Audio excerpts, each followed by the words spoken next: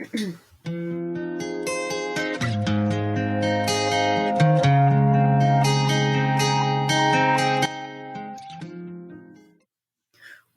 to the School of Brujas Podcast, a podcast for learning, self-development, self-care, spirituality, and wellness. I'm Danny. And I'm Maria, and today we have the Healing Your Inner Child Wounds episode. And just to set the tone of the timing when we are recording this episode, we have a bunch of planets on retrograde. Today is May 15th, is a Friday, and Venus is retrograde in Gemini. So Venus is a planet of love, the love and all the things that you love and relationships in your life. And having this planet retrograde in Gemini, it really brings up the energies of speaking or rewriting, because Gemini is about communication. So, an opportunity that comes up for us to rewrite our relationship stories. So, I really found fascinating that this aspect is in place the day that we're doing this recording. So, we are having the opportunity to rewrite those past relationships. Yes, with our parents. Mm-hmm, with ourselves. So, really bringing up a lot of healing. And the moon is in Pisces. So, really a time to reflect, a time to explore inwardly to really bring up even more healing. We're into this process of self healing and exploration. So, we do have a very positive aspects going on right now. And I would like to start by saying that this inner child healing journey, it's ongoing. It's not something that you are finally saying, I'm healed today because I just took care of that one memory that really was that happened in my childhood and I'm all good. We had so many memories growing up as children, so it's really a lifelong journey because there are some of those memories that are going to come up that weren't exactly positive. If you were a happy kid, sometimes what happens when you're an adult, you realize that that world that was created around you perhaps wasn't real. Perhaps it was a lot of the adults hiding what was really going on in your life. And so then your inner healing begins by placing into context what you were experiencing versus what was really happening. In my case, my decision to start the journey started because I didn't have a childhood, I could say. I, from a very young age, was forced into the world of the adults. And that wasn't something that I think was done on purpose. What happened was that my mom and my father, they really have a very challenging relationship. They had a lot of fights, and my father was very mature, I would say, and selfish. He's an Aries, no surprise, and all about self, right? So, growing up with him as a father, it was really a good experience because he was very loving towards me and his children. He was a great provider. However, he was not the best role model as a husband. And my mom had a lot of complaints in that department.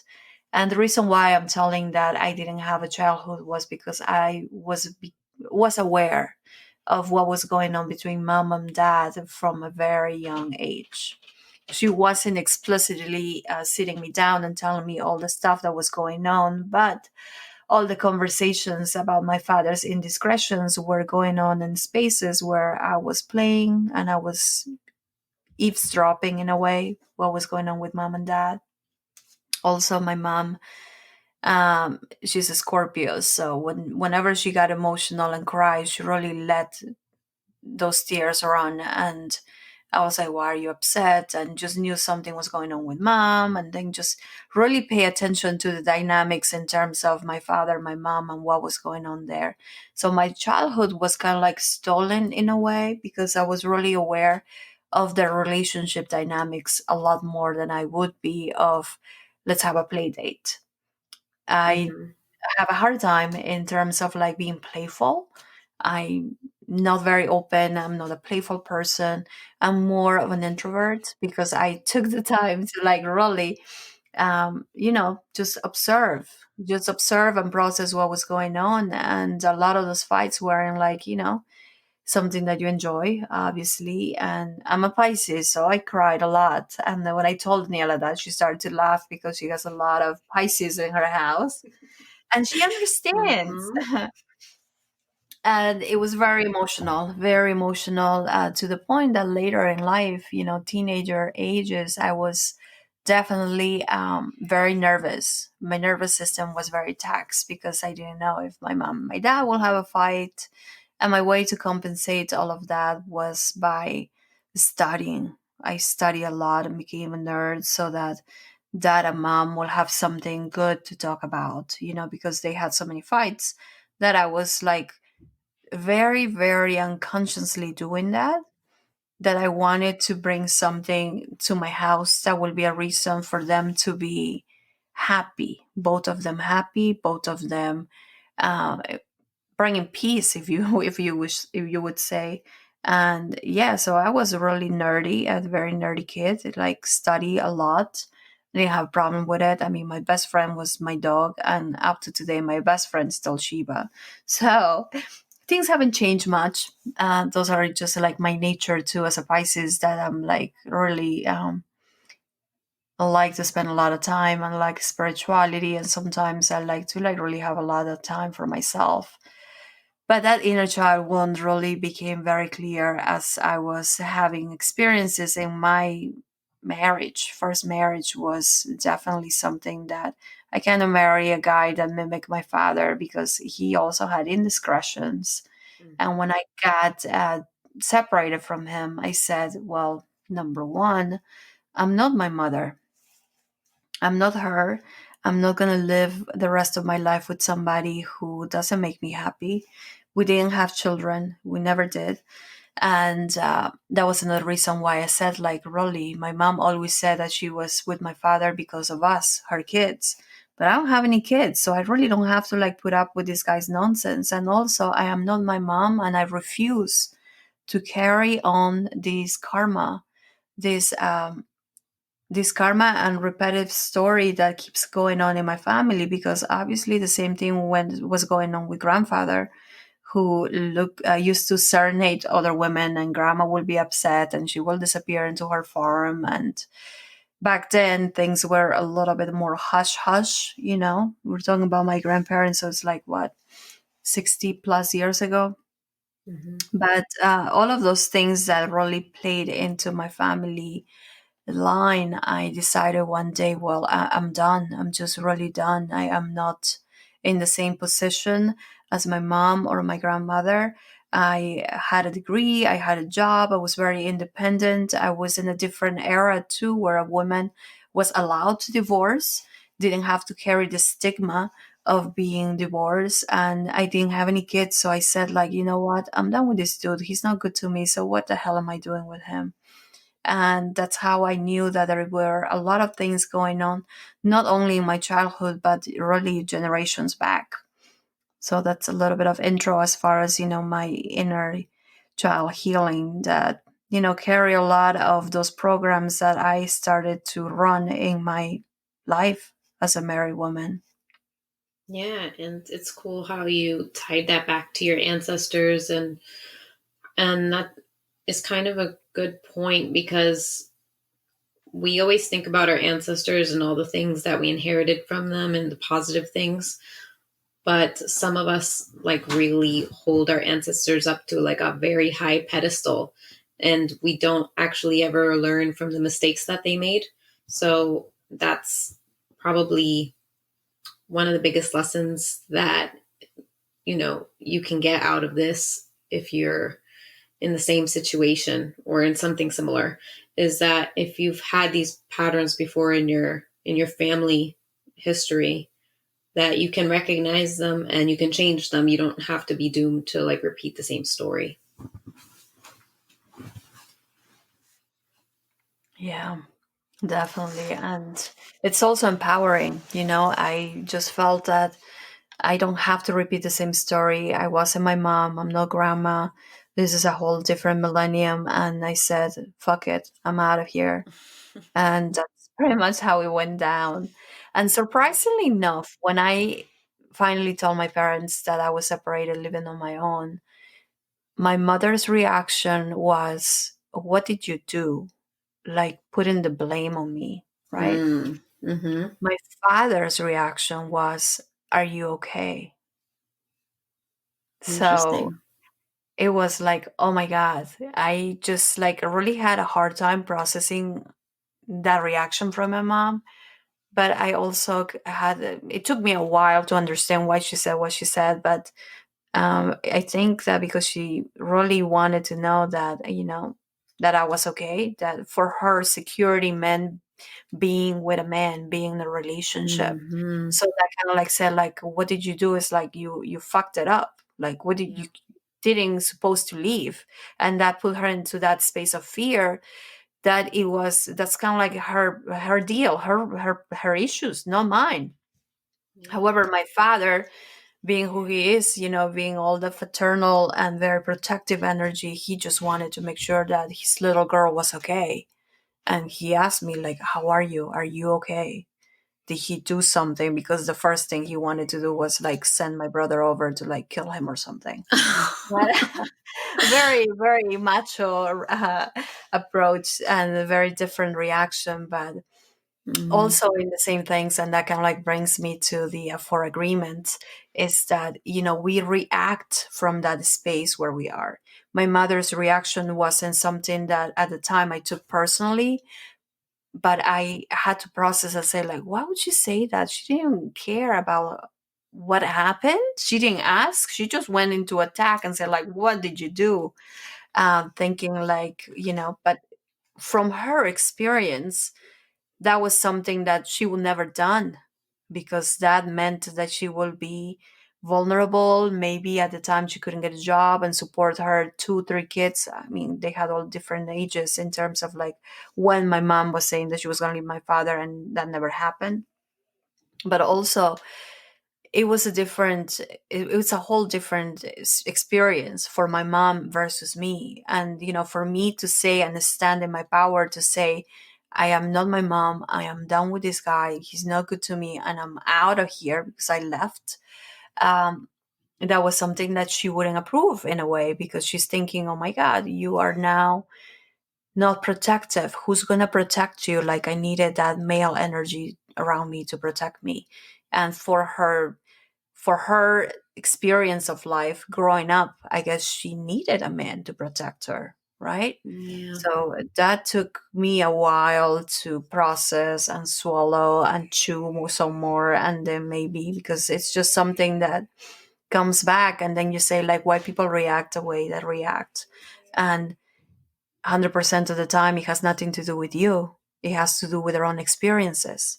And that's how I had to take my mother's response when I announced that I was separated. Yeah, and I actually had the same experience as you, but I'll leave it for another day because that would be a very long story. And I think we did want to make an episode where we talk about the X Files, so I'll save it for then. Oh, yes, yes, yes. Next episode. It's gonna be that. Yeah, yeah. Well, I mean, like you said, you people do things at the time because that's what they're dealing with. That's all they know, and I'll just bring it to back to my childhood a little bit because my inner child was a very unhappy. Well, my inner child was me as a child, and I was just a very unhappy child from the moment I can remember. I'm sure I was playful, around the ages of 2 and 3. I remember playing with my sister and all that. But once I got into school, it was a different story, and I've touched on that where I would punch kids, and I was always getting into trouble. Hmm. And one very vivid memory I have is of my teacher asking my mom, with a translator present, why I never smile. And that was me at 5 years old. And that kind of was most of my adolescence as well. I just never smiled. And, you know, Hmm. I was just a very unhappy person. And people would notice that I purposely didn't smile, which is so contradictory to the fact that I was also the class clown. And that's like such a cliche sometimes, because they usually say that the class clown is usually the most unhappy person. And that's why they're always trying to be kind of like the jokester and all that. So Yeah.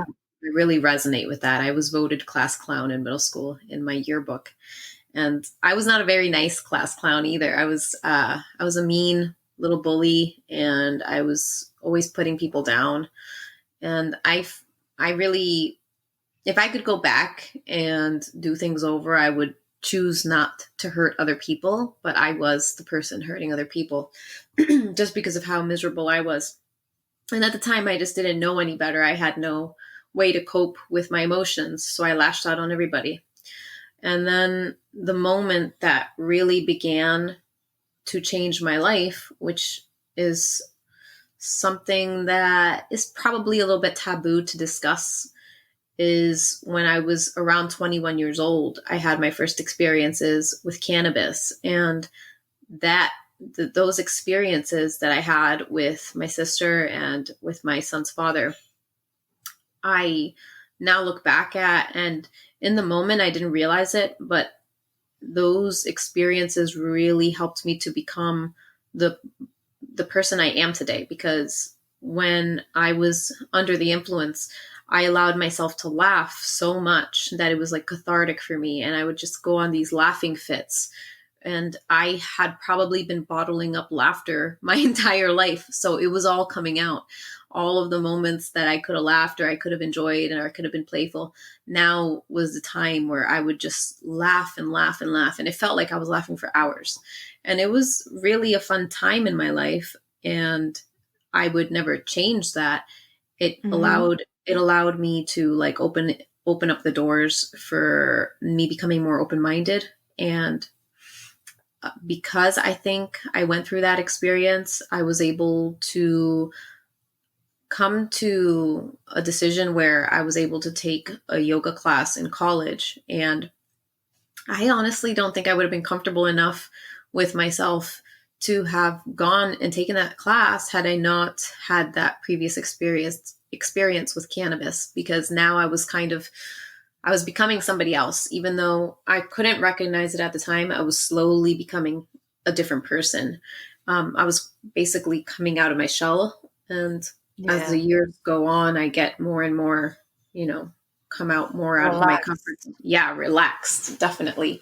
And so that class was a huge eye opener for me, because the teacher, her name's Nicole, and she was this like, she is this really bright, bubbly, joyful person. And she would teach the class, and she was so inspiring to me that up until that point, I had never met somebody who loved what they did. And that is like a shame, considering I've been in school, like, I'm like 20, 21, 22 at the time.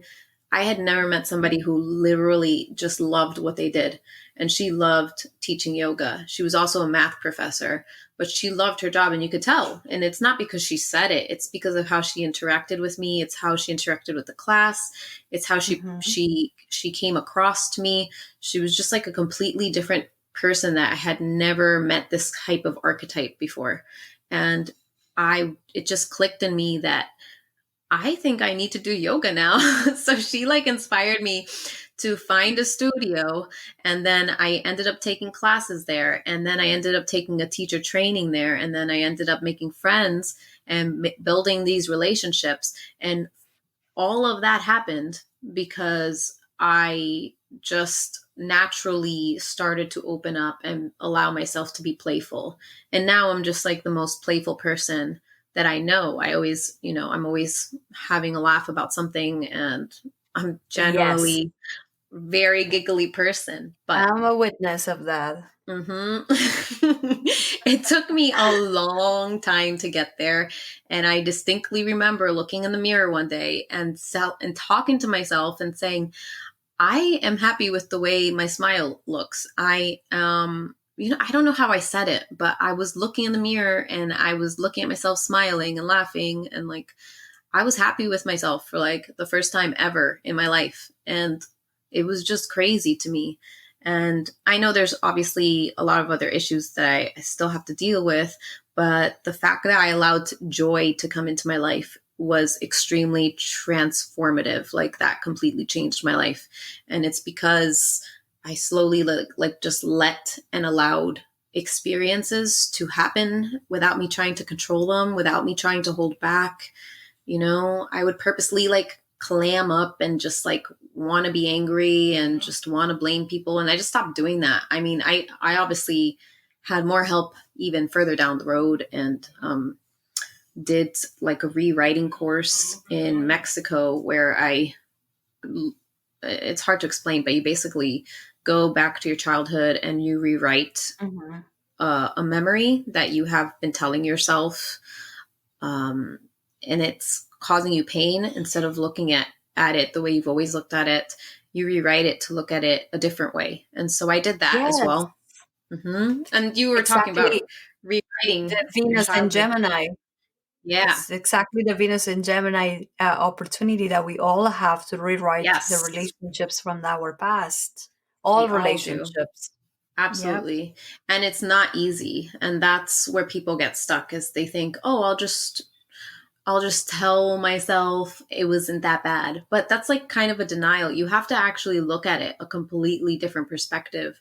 And sometimes people can do that on their own for sure, but sometimes that does require some help. And so Hmm. I urge people, if they're struggling with any kind of like memories or trauma they, that they feel happened in their childhood, find somebody that you can talk to that possibly knows about rewriting programs, which that's what it is. I mean, at the end of the day, these are programs that we've installed into our brain that Yeah, they basically dictate how we live and how we view the world.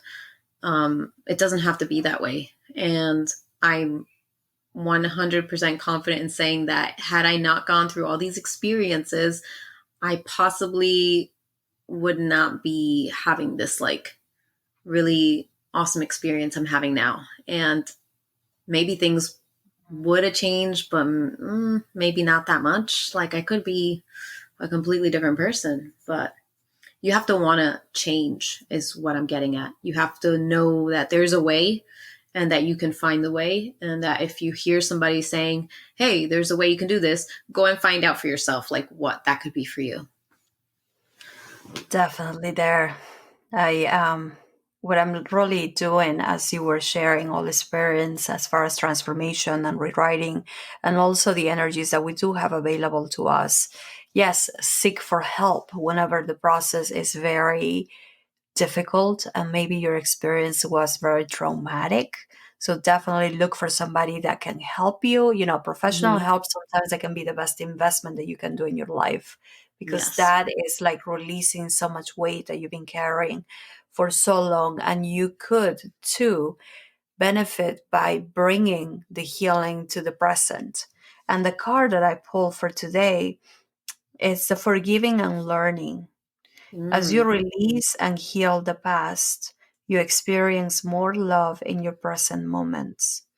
That couldn't be more appropriate for today's topic and also more it's so deep, really. As you release and heal the past, you experience more love in your present moments because you are no longer burdened by Mm-hmm. the pain. You are no longer burdened by the trauma, by the anger, but the resentment that you were carrying Resentment, from definitely. years. And yes, so forgiving and learning can really those experiences, if you have the time and if you are able to do it on yourself or with the assistance of somebody, it can be liberating because you release so much weight that you're carrying in your Oh, heart space and your chakras. yes. It's just like something that you say, like, I have broken the chain. Like, if, to quote Game of Thrones, you end the wheel, right? So it's no longer going in that direction, and it gives you the power to create a life that you want for yourself. So that's where I was talking about that feeling very empowered and really in sync with your own life, and you get to like dance to the tune of whatever song you want. It doesn't have to be the same broken record in your mind that, well, it was my mom's Mm-hmm. fault. It was my dad's fault. They were mean to me. That's why I'm mean to everybody else. That's the way it has to be, right? I know, it's so silly. People really It, do it that shit. They don't even is. realize they're doing it. They're just like, oh, I know I'm mad at my parents, but that has nothing, that doesn't affect me. Yeah. I'm not an asshole. Or maybe sometimes people do call themselves an asshole and they actually accept that they're assholes. Meanwhile, they're like causing all this like grief for the people around them. And Yeah. I don't know what it takes for those people exactly to realize that you don't have to be an asshole and you don't have to be an asshole to everybody around you. And you could actually have very close relationships with the people around you and you push them away, but you don't realize that. Instead, you just think everybody doesn't love you and you think that the world's out to get you and you can't trust anybody.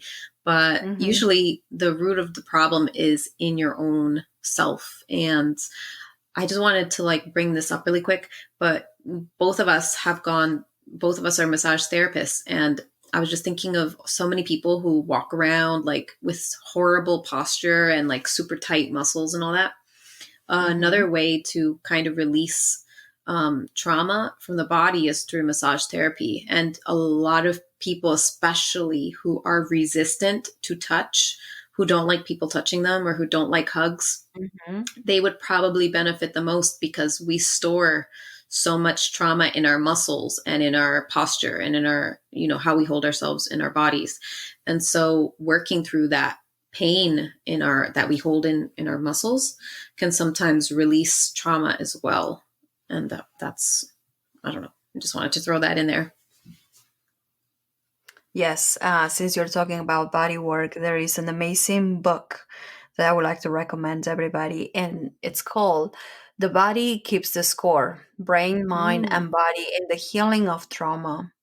So I'm going to add these to the comments so that everybody has the opportunity to look this book.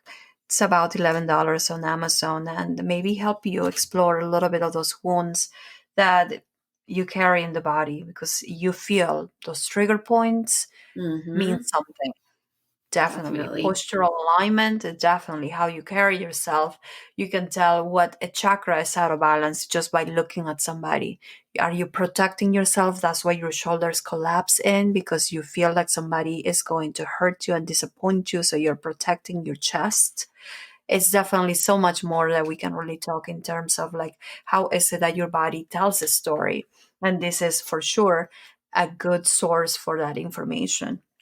Nice. And I wanted to add one more thing that perhaps people could explore in terms of bringing healing into their lives or into the lives of their children. If you have kids and if you notice that they're starting to act differently because you are going through a divorce, you are moving out of state, you are going through month number 3 of isolation and quarantine, there's a lot of children out there that are having a hard time. And my suggestion would be to explore art therapy.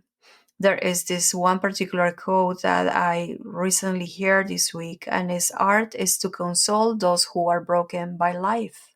And there is a lot going on in life right now that is hurting us. Children, adults, everybody, we're all in this together. The quote is from Vincent van Gogh.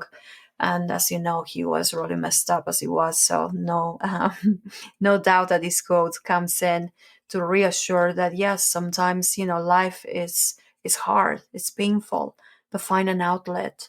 And sometimes art is just something that can help you even express your emotions. Because as a Mm-hmm. child, I remember just crying nonstop. And I couldn't put into words how I felt, that I felt scared, that I felt angry, that I felt vulnerable, that I felt disappointed. All of those feelings coming out all at once. And you as a kid, you don't know how to put all of it into words. And you just, what do you Yeah. do? I'm a Pisces, so I'll cry. And I used to cry a lot. That always makes me And laugh. Daniela finds that funny. Because yes, we all have our ways of expressing and releasing some of those emotions, but I think it's very important, especially now that children are at home. And if you have a hard time at home because you have a difficult relationship at home or whatever dynamics that you have going on at home, Just notice if you can bring some healing through art, through therapy, through movement, through massage therapy. I mean, there is definitely different outlets that you can find and bring and create your own healing. Yeah. Yeah, I love that. And for those of us who perhaps don't really have things that we want to heal, but maybe just want deeper relationships with others and can't figure out why we are not having like these like more deep relationships, like where we really know somebody else and connect with them on a, I don't know, just like a more in-depth way. Deeper I'm not level. sure how to, yeah. There's this, there's this quote that I also came across this week, and I thought it was really profound. It's the only way to not be afraid of someone's suffering is if you're not afraid of your own. And that really like just touched me. I think I read it like a few days ago. And we all suffer as children, and maybe, you know, it varies to degree. Some suffer less than others. But a lot of time when we're too afraid to look at our own suffering, we can't really connect with somebody else, and we can't be authentic with somebody else because we're not even acknowledging our own suffering. So Mhm. you can't really resonate with somebody else who possibly is a match to you, who's, you know, has a deep trauma as well, because it's going to be always on a more superficial basis. You're going to find yourself in more superficial relationships. So I thought that was a really awesome quote to come across, and hopefully that resonates with somebody. Yes, and really we can talk for hours, but I Yeah. think my personal intention for this podcast is just to like bring awareness in terms of like all the healing that you can bring to yourself into the present moment, but taking some time to observe your behavior, and then go deeper and thinking why. And your why is Mm-hmm. not for you to point out fingers at anyone. It's really for you to take power and say, well, that happened. It was really fucked up, but what do I do about it? And that is the moment where you can really transform and reshape your reality by giving yourself the power and say, like, okay, I'm done blaming my parents. I'm done blaming myself. Because at the end, it's kind of like a blaming game, right? Whether you are the perpetrator or the victim. Mm-hmm. And maybe you're the perpetrator of somebody's pain now because you felt very disempowered as a child Mm-hmm. and you don't realize that. But just pay attention. And my invitation during this moon in Pisces is just to like take some time to reflect and just really, since we have all these retrogrades going on between Venus, Jupiter, Saturn, and I think there are two other planets also in retrograde. The retrograde really invites you to like reflect and take some time to rethink and rewrite those stories. Yeah. I hope people take the time to reflect, and if anybody's listening to this and it resonates with you, I let me know, let me and Maria know, because even if it only resonates with one person, that would make my whole life. I'd Yes, be so happy to hear that if that's resonated and with anybody. and I will just say that sometimes you can really rely on the power of the cannabis healing Yeah. giggles, right? Mm-hmm. For sure. If It's you plant medicine. yes, if you know that that stuff makes you laugh, and then do it if you are feeling not so good about life right now. I had no idea I was going to have that effect on me. That was just like the first times I ever did it. Mhm. But yeah, life changing. So yeah, whatever works, try it. Yeah. Well, thank you everybody for listening, for bringing us to yet another episode to share our experiences with you. And in the next episode, we are going to talk about the X file. So, another opportunity for exploration and That's healing happening. because This is all things that happen to us, but I think by sharing our perspective and how we dealt with our crap, maybe can give you some clues as far as how to navigate your own. Yeah. Awesome. Thank you. Peace profound. Peace.